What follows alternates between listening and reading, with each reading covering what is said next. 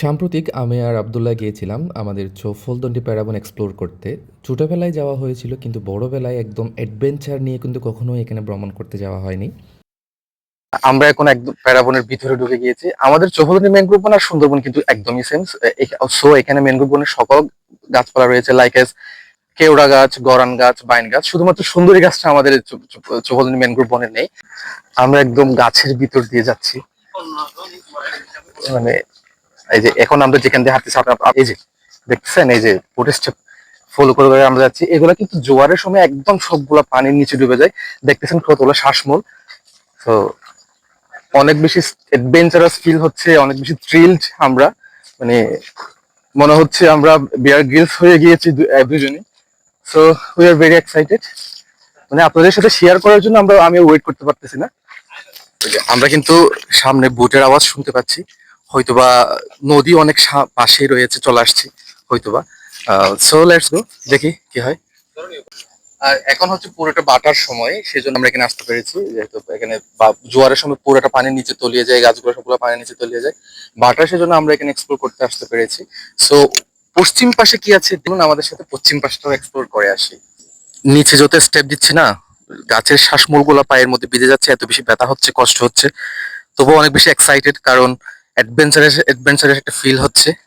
মনে হচ্ছে Bear Grylls এর মতো করে কোনো একটা নতুন অজানা জায়গায় সন্ধান করতে যাচ্ছি। তো ফাইনালি আমরা এখানে নদী দেখতে পাচ্ছি, এই যে নদী দেখা যাচ্ছে, আমরা হয়তোবা অপর পাশে চলে আসছি। ইয়ে, ফাইনালি আমরা চলে আসছি একদম নদীর সাইডে। অনেক কষ্টের বিনিময়ে আমরা প্যারাবন এক্সপ্লোর করতে করতে একদম একদম এখানে চলে আসছি। এখন মনে হচ্ছে বইডর একদম চলে গেছে, একটুখানি স্বস্তির নিঃশ্বাস ফেললাম। সো ওই যে ওইদিকে হচ্ছে মহেশখালী চ্যানেল, আমরা আস্তে আস্তে হেঁটে হেঁটে এখন মহেশখালী চ্যানেলের দিকে যাবো। So let's go with us.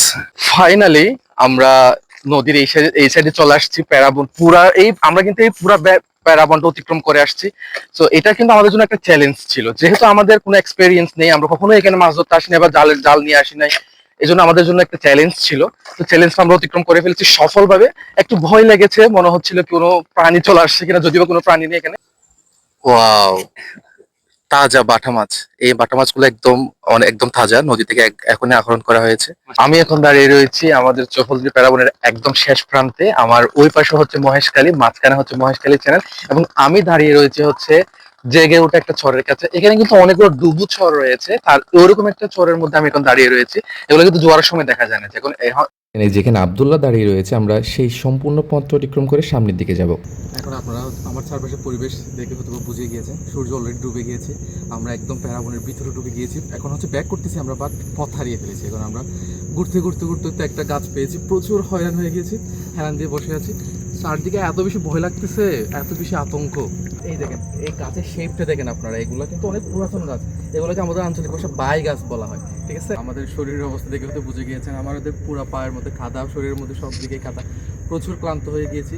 কিন্তু এই এক্সপ্লোর করাটা একদম ওর্থ ইট, বিকজ আমরা কখনোই এরকমভাবে প্যারাবন একদম রভাবে এক্সপ্লোর করিনি। আজকে রভাবে এক্সপ্লোর করেছি আমরা, ওই দিক থেকে ঢুকে একদম মাঝখান দিয়ে বের হয়ে গিয়েছি, মানে অনেক ধরনের অজানা গাছ দেখেছি, অজানা পাখি দেখেছি। So it was a very great experience.